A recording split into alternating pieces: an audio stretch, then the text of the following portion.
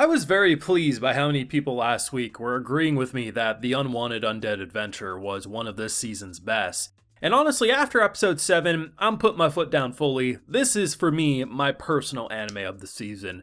Plenty of people will disagree, that's fine, and I can already hear people say, but what about Freerun? Yes, of course, you know how much I love Freerun, but as I always say, sequels and carryovers, I don't like to say that's the overall best when, there's so many new shows. Like, otherwise, when an Attack on Titan or a Freerun's in the season, I'm just going to be saying the same thing. Overall, Freerun will easily be my favorite, but this is my favorite brand new show. And honestly, I think it's going to be a modern classic. The only thing that could hold it back from being that is a poor stopping point of this season and the inability to continue it with a season 2. But if they manage to find a good stopping point for season 1, I have no problem calling it that high. Otherwise, I'll just call it an amazing anime that unfortunately didn't continue, and Brandon will go read the source material because it is that good.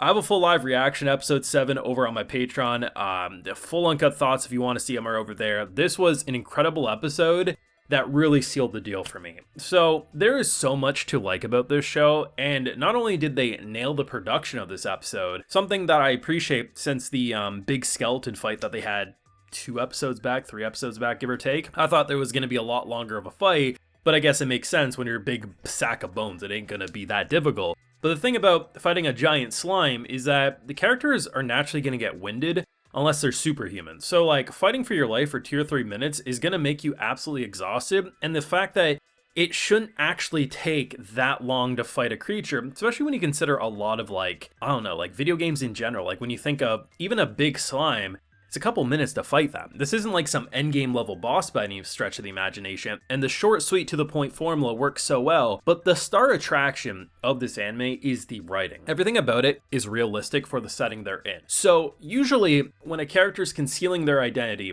and very much, the woman at the desk and her brother are saying, oh, that's gotta be the Rent we know, that gets stretched for quite a few episodes. But you might want to say, well, how would they really realize? Rent's a very common name in this world. They already established that. Obviously, one guy goes missing, one guy comes in, same name, but it's really, there's a lot of ways that you could just see it as coincidence. Hell, the guildmaster literally says, because they're talking at the end of the episode, speaking of Rents, what happened to the other Rent, right? Like the idea that it is easy to see how he could go disappear because people just die all the time, and someone with another name who is literally built completely different as the old one wouldn't be seen as the same one.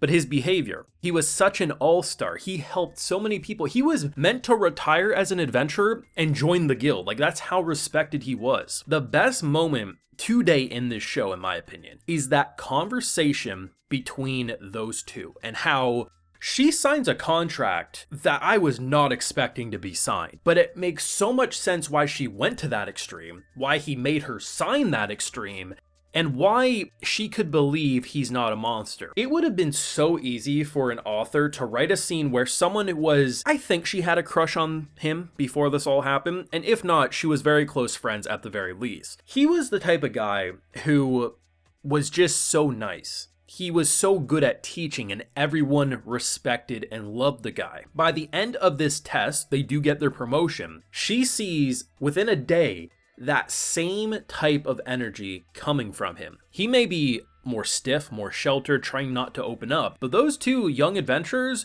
looked at Rent the same way everyone who learned or was taught under Rent would look at him. So the fact that when he pulls that mask off, she's terrified, because you should be, but it's very easy for her to say, I don't think he's going to attack. And it's not just because of that contract and her not wanting to become a slave because of it. It's because prior to that meeting, she has been examining him in that most powerful, simple moment of, at the core, who was he as a person? He was someone who helped people, and everyone who came into contact with him loved and respected him. There's no reason for her at this moment to believe he's going to lash out and hurt people. It's very easy, but you can see how an author could have easily fumbled that and made it feel like, oh, she's only saying that because she wanted to suck the original Rent's dick. Like, that's honestly how a lot of these scenes would go. The idea of the contract, specifically, I was expecting him to burn it. I thought when she pulled out the extreme that if I break this magical contract, if I tell your secrets, I will go to a country where slavery is legal and give myself to someone, like complete ownership. I'm like, well, he's gonna make her burn it, but then he makes her sign it. And at first I was like, I wasn't expecting that, but then when you think about it logically, what he's about to reveal to someone is someone he trusts and respects, but how would a human normally react to seeing a monster in front of them?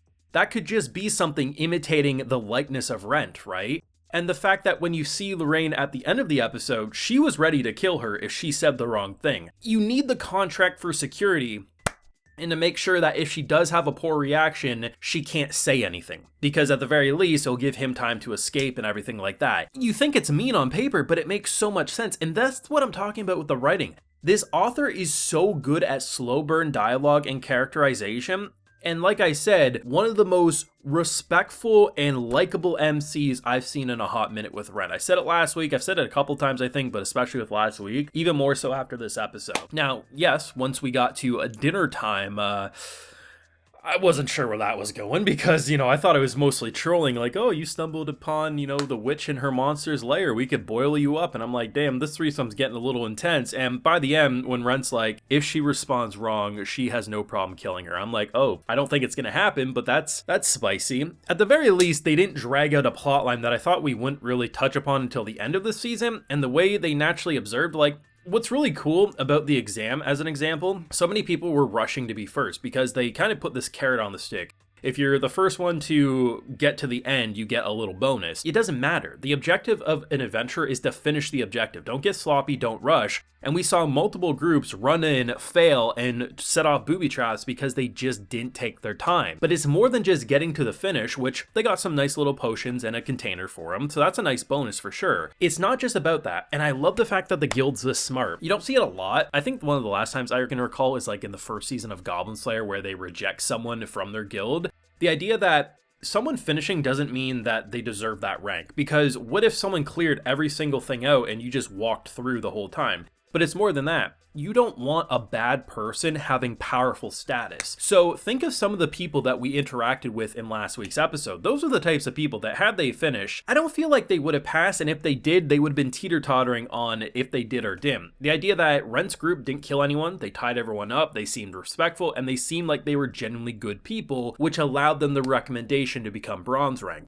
Little moments like those go a hell of a long way, and I really liked what they did with this episode. Easily, I think the best produced episode of it, both with just simple shots and the fight scene as quick as it was, very well produced, the slime going absolutely balls to the walls are ridiculous. I just like this. I really think this is a modern classic in the making, as long as it can get more. If not, what we've seen feels that strong, and your boy's gonna check out the source material to finish this series eventually. For I think it started in 2017, the light novel. This feels like something that could have been discovered in the 80s. Like, it has that classic feel to it, and I love it. But let me know what you thought of this week's episode down below, how you feel about the show as a whole. Leave a like if you enjoyed, subscribe if you're new around here, of course, ring that bell. And like I mentioned, we have a full live reaction over on my Patreon, and hey, while you're over there, I'll also give you a video shout out. So today we have Big Boy J, Cryptic, Blood iOS, That Random Man Anime Man, Paul Tar, and Zen Virus. So I appreciate the support, everyone. Please take care and have a good one.